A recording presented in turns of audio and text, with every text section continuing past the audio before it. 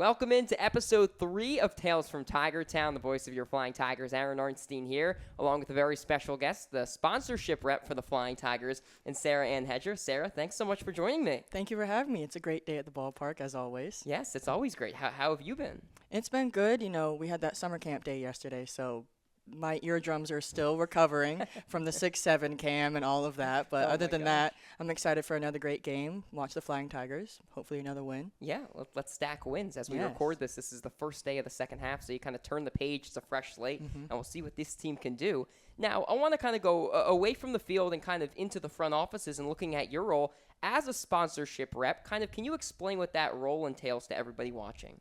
So a lot of what my job is activation, and that could be from the signage fans see in the stadium, out in the outfield when the players run against it to catch a home run or something like that, or even to the game sponsor. So when they hear, and our game is sponsored by PEFQ, sort of like those different PA reads, and working with our production team on even the graphics, like how the logos work, and working with yourself on our mosaic strikeouts when you call them out over the broadcast. So my activation portion is just looking at those 16-page contracts and seeing what activations and what wording do I have to make sure is seen by the fans. Yeah, that's interesting.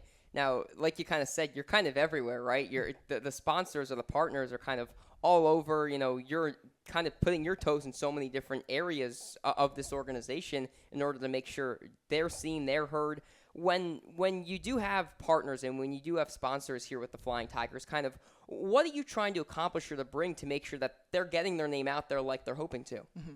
So I always try to add value to whatever we contracted them to, and that's always just getting their name in front of fans in a unique way. Instead of just looking for, all right, we're going to set up a table and they're going to give out pamphlets. It's looking at what's the best location to have their table in the concourse, and also what type of gifts can we give the fans that'll actually be useful? Because I'm sure enough fans going to ballparks have all the clear bags. So how can we move past just giving out clear bags? And also following our security rules, making sure we don't give away anything throwable. Because I don't think any of our players out there want to get hit in the head with something. So it's also that kind of fun. Yeah, now what are some of those kind of unique ways? It's really interesting the way you describe that. What are some of those unique ways that you try to get, partners, sponsors, names out there?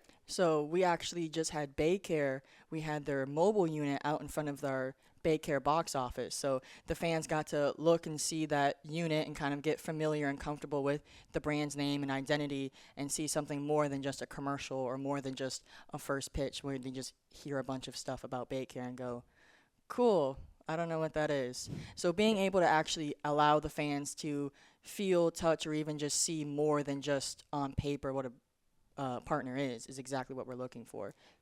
Yeah, what are some of your kind of favorite? Now you're the one who kind of comes up with these different ideas in terms of how to promote these different partners, correct?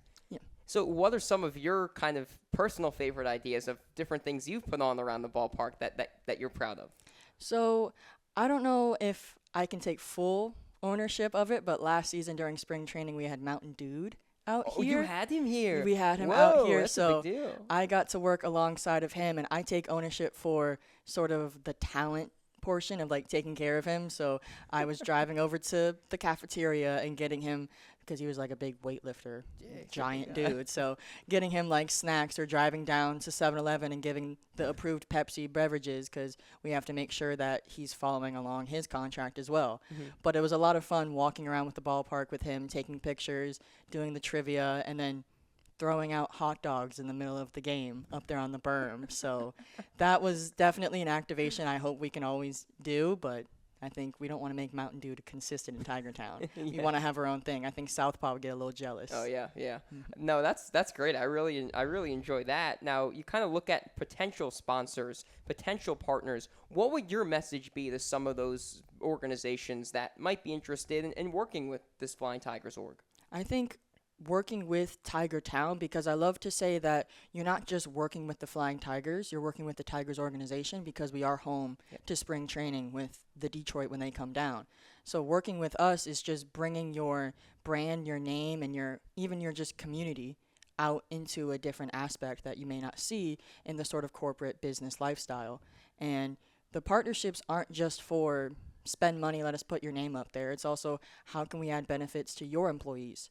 So we're sitting in CPS on deck suite CPS brings out their employees and they get to come up here, enjoy the game, have little office hours, or even do a half day, then come enjoy the game later on. So that's where we see the benefit of it's not just the fans, like our season ticket holders, getting to know who you are. It's also giving those benefits to your employees who work tirelessly every day for your brand. Yeah, no, that's a great point. Very well said. Now, I think it's really fascinating because you juggle so many different hats. It seems like you've worked in just about every sport, working with the G Leagues, Osceola Magic, the local MLS team, of course, Orlando City FC. Mm-hmm. I know you now work indoor football, also have your toes in golf as well. What really stands out to you specifically about working here in the Flying Tigers organization? Well, it was my first introduction to baseball. So I had to learn that there was no time limit, that we just kept going because I was used to golf at your own pace. I was like, all right, but everyone roughly has the same amount of time. Then when you go into basketball or soccer, you have that timer and it's a blessing. As soon as we got here, I went, oh no, we just keep going, don't we? Oh. Thank goodness for the pitch clock. Oh, strikes became I was like, yes, throw a strike, yes. So that became very exciting for me. But what I love about working here, especially in single A baseball, is just seeing the growth not only with us on the business side, but seeing the players grow. Like seeing them get promoted, seeing them go throughout the farm system and become future major league players or even just get their own accolades is really fun because then it becomes something you are not afraid to cheer on when you're out there in the community. I'm not afraid to talk about how great the Flying Tigers are.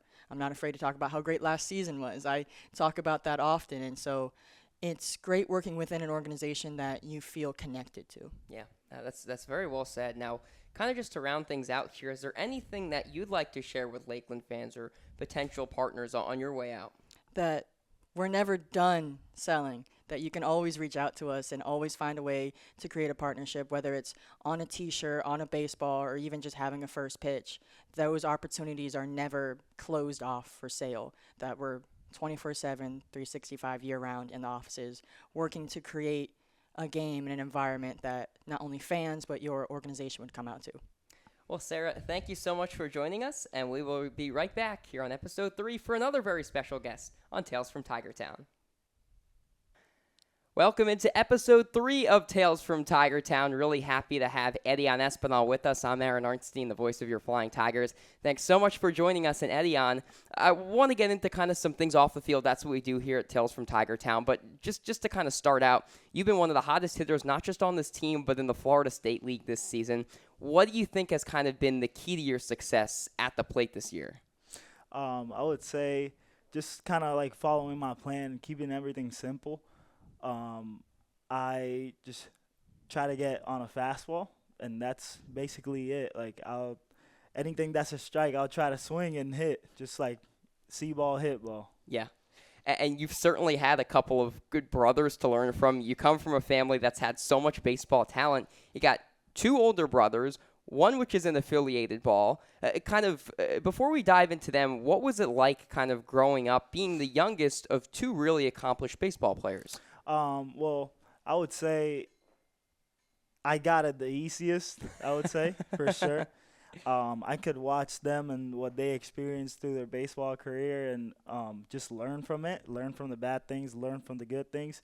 Even my parents knew what to do, like, with me just by going through it with my 2 older brothers.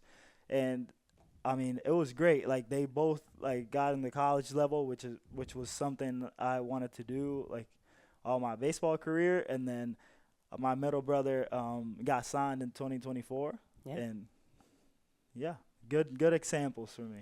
Yeah. So, like, kind of, what was it like growing up in such a baseball crazed household? Now, again, you're a couple years younger. There's a couple year age gap between Alan and Dylan with you. What was it like growing up, being baseball all the time?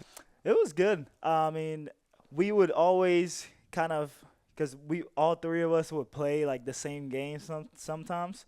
So we would need our, like, grandparents or, like, our aunts and uncles to, like, drive us to different fields because we would play, like, around the same time, and my parents couldn't, like, we couldn't go. Yeah, you can only one place at a time. Right. So, I mean, we were pretty, like, separated, but, like, it was a good thing that whenever we had a free day, like my dad could like practice with all of us. We did all bunch of stuff. We had a baseball field really close to our house too. So yeah, it was good. Just like growing up there, and like all my family, like my grandparents, they all are like invested to baseball, and yeah, it's good. Yeah, Good environment. that's For sure. awesome. Did your dad play growing up as well? Yeah, he did. He didn't play college though, but he played all the way through high school and all that, and like travel ball and stuff like that. Yeah. So kind of going back to your, teenage years, adolescent years, you see Dylan go off to play Division One baseball. You're probably 12, 13, maybe 14. What was that like for you to see your oldest brother go off and play at the highest level collegiately? It was amazing. It was amazing. Me and Alan like would always like look up to Dylan because I mean, he was just like I thank Dylan so much for like being the first one, even though he didn't make it. He's our kind of like our path. Like I feel like me and my middle brother couldn't do what we're doing if it wasn't for Dylan showing us the way. And even though he didn't make it, like we saw like everything and like how hard he worked for what he wanted and all that. And like he just made the way for us. And I would say it was a huge deal that he got like committed to go to a Division One baseball team because like all around like when you're in high school, that's all everybody talks about and all that. And like it was good. And like my favorite part was that he would come back with so much like gear, and me and Alan would love that. We would steal from him, like just like cleats, like gloves, like Oh my just God. clothing. Like yeah, that was my favorite part about him going Division One at the time for sure. That's awesome. I know from my experience being around baseball guys at University of Maryland, they get so much gear. You can only have so much, and you got two younger brothers in his case to give him off too. Right, and we would wear it all the time, like to our high school practices. Like everybody thought it was so cool. Like, yeah, it was great. That's awesome. Is Alabama State the Hornets? Mm-hmm. The Hornets. Okay, Hornets. got it. So he goes to Alabama State. And then you said, he didn't quote unquote make it as a player to affiliated ball, but now he's a coach in affiliated ball right here in Florida. Mm-hmm. Right, he works with the in the Pirates FCL. He started as an assistant coach. He's working his way through just coaching in FCL, and we'll see where he ends up. Yeah. Mm-hmm. And now going over to your other brother, so a few years after Dylan goes to Alabama State, Allen goes off to play at Vanderbilt. I mean, talk about a Division I powerhouse. How did that experience kind of help you? Because at that time, I imagine you're starting to think about playing collegiately yourself. Right. I always like wanted to go to Vanderbilt myself. Really? Just to follow my brother Allen. It didn't end up working out, but yeah, it was definitely a really cool experience too because like Alabama State's one thing, but Vanderbilt is a whole other thing. And I would get to visit, like I went to visit with Alan and my older brother too, and it's like amazing, like everything a baseball player would want for sure. And it was a good area, good everything, yeah. And I always wanted to go to Vanderbilt to just kind of be around Allen, and I thought it was a great school. But yeah, it didn't work out at the end. But Yeah, but for you, of course, you go to UCF. You started the JC, then go to UCF. We'll get more into that later on. But and then you go to the next level. So you got one brother who goes D1, Alabama State. One brother who goes to one of the collegiate baseball powerhouses. And now you see that brother get drafted while you're still in college. So what was it like to see Allen get drafted by the Rockies, and kind of just what was that entire experience like for you as somebody who also wanted to do that in a couple years? yeah, definitely like very happy for him. Like it's something like I've been playing baseball since I've been 2 years old. Allen probably since he was 3. Dylan since he was like around like 7 or 8. we've been working for it all our lives, and it was like very like I thank God a lot of times because it's crazy. Like we were from Puerto Rico, we had to move because of hurricane to the United States, and then we find colleges here, and it's all crazy Yeah. to just get to where we are right now, and just very happy for him. It motivated me a lot too, to keep going, that it's possible, and just to keep getting after it. Yeah, it's really interesting because you grew up in Puerto Rico, like you said. You ended up attending high school in Melbourne, Florida, about 2 hours east from here. But you mentioned moving from Puerto Rico to Florida because of the hurricane. Just how did that impact you, and kind of can you take people who aren't familiar through kind of what happened and followed the move into Florida for you guys? Well, back in 2017, we had Hurricane Maria hit Puerto Rico. We were without like power or school for like 7 months straight. And our house got messed up in the ceiling a little bit. So my dad, he kind of got tired of us just like not being able to do anything in Puerto Rico, and sent us to the U.S. to just start attending school over here. We had a couple coaches because I used to play travel ball here Okay. in the U.S., but I still lived in Puerto Rico. Hmm. Like there was this team in Miami that liked me a lot and used to fly me over to play tournaments with them. Wow. Yeah, so they helped us move and everything, and yeah, so basically after that, just I lived in Miami 1 year, and then moved to Melbourne, and yeah, went to high school in Melbourne for 4 years, and then just college. Yeah. hmm What was the adjustment like? Because obviously you're one of the only guys in the team that's fluent. It was fluent in both English and Spanish. What was that adjustment like for you? Moving from now, I gotta imagine it wasn't too much of a difference, but going from Puerto Rico to which is a territory, and then of course now being in the United States and Florida, what was that like for you? Well, it was definitely hard. Ever since I was little, me and my brothers would play a lot of video games and watch a lot of cartoons in English. I'm a big anime guy. Oh yes, I don't know. Naruto, right? Yeah. I'm a big anime guy. So we would all watch it in English, and like we would know some words. And when we moved to the U.S., it was kind of like quicker for us to pick it up, because we knew some words, and then like we just needed kind of like to fill in, like learn how to fill in sentences and stuff like that. So I would say like 2 years into us moving to the U.S., I was pretty fluent already. So it was pretty fast. Yeah, but I would say it's pretty much the same as Puerto Rico, like living in the U.S. Not much to get used to. Yeah, it's pretty much the same, like living. Yeah, that's good.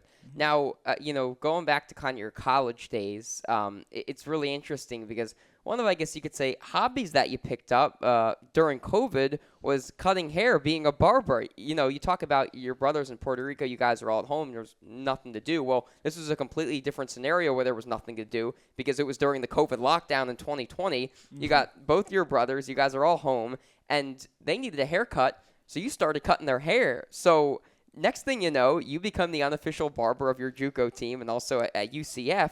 Just kind of how did cutting hair come about? How did Edian Espinal the barber come about?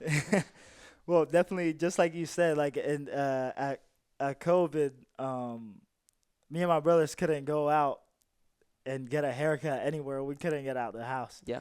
So we went to Walmart and bought these clippers that were like $20, and like they were terrible, but we somehow like made it work. We all like learned. I'm just the one that kept doing it after. But we used to watch a lot of YouTube videos. I have barber friends in Puerto Rico that I used to call on FaceTime to kind of tell me like what to do and stuff. And yeah, I made a lot of money in college from it. And Hey. I never, like, thank God, like, I learned that skill because I never had to, when I was in college, I never had to ask my parents for money Hmm. or anything like that. I just kept, like, after practice, I would cut, like, 3 or 4 people, and, like, I would charge, like, $10 to $15. That's a bargain, man. That's Yeah. a bargain. Now you're 30. I got a Yeah. haircut the other day. It was $30. That was the cheapest I could find. Yeah, so just I mean, back in Mariana, there's no that place is empty. So there's no barbershops or anything around there. So all the baseball players and even like some of the basketball players would come to my dorm to get haircuts and stuff. And at UCF, it was just more convenient. Usually I would cut the Hispanics hair, Hmm.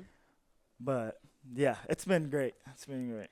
Yeah, that's really interesting. What would you say is the hardest kind of hairstyle to maybe not master, but kind of cut? Because obviously everybody has different. You got the curly hair, I got the straighter hair. You know, there's so many different hairstyles, and it's a lot more difficult than people realize. Right, I would say straight hair. It took me a while because I know kind of how to cut the sides a lot. Like that's the first thing I learned. But the top, nobody kind of like showed me how to do it, so I've struggled with that a little bit more. But yeah, I can do it all though. Yeah, yeah, I love it. I love it. He can do it all on the baseball field. He can do it all in the barber shop. If somebody gave you a hair clipper right now, like if we brought a clipper to you and I said, you know, cut my hair, would you be able to do it? Yes, we could definitely set that up if you guys want. That's the next episode. Yeah. When's the last time you cut somebody's hair? Like 3 months ago. Oh, okay. Yeah. Not too long ago. It was here at the dorms too. So, yeah. Who was it? It was who was it? Was it one of the FCL guys? Yeah. One of the FCL guys. I'll have to ask them in the dorms. Maybe one of them will remember. That's too funny.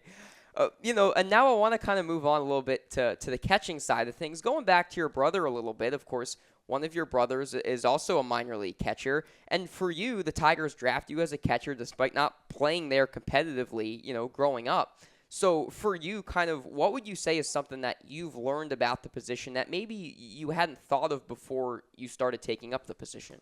Well, definitely that there was more kind of like load to your brain than I thought. And that's been a thing that I've been like really working on. Like back when you play second base, like all you have to know is kind of like who's the hitter, where to stand, even if there's a first and third play, or I don't know, bunt plays too, which is not that much. As a catcher, you have to know first and third because you're the one throwing the ball. Bunt plays, you're the one directing people. You got to know what to call against the hitter. You got to know what your pitcher throws. You have to know the situation of the game. So it's just a bunch of like different components and that you wouldn't really have to like think about playing out on the field. Yeah. And you got to like keep your composure even if you do bad. Like you got to kind of be the leader out there. Yeah. Yeah, they say catcher is the only position where you're looking out at everybody, right? Everybody's looking at you. You're looking out at everybody. And going back to your brother, of course, you know, your brother Alan, drafted by Colorado, he's a catcher. So what have you been able to take from him as somebody who has a lot of experience behind the plate at the pro level? Well, definitely, like, one thing he tells me all the time, it's to just, like, don't really think of catching like a catcher. Just try to, like, be athletic. And that's something I am, like, trying to work on. And just because sometimes I can get a little robotic and, like, because it's a new position for me. Yeah. But he tells me to, like, be natural, just, like, that I'm good with the glove because I've been playing infield for my whole life. And, like, that's something he, like, really, like, kind of, like, hammers me on. And then just, like, he tells me to have good relationships with the pitchers and with all the teammates. That's really important for a catcher because like that's how you build trust. Like even if it's not like if you don't talk to them like inside the field, like outside in the locker room, wherever. If we're at a hotel, like make sure to talk to them and like just actually have a relationship with them because that's you feel better when you like know your guys and play alongside your guys.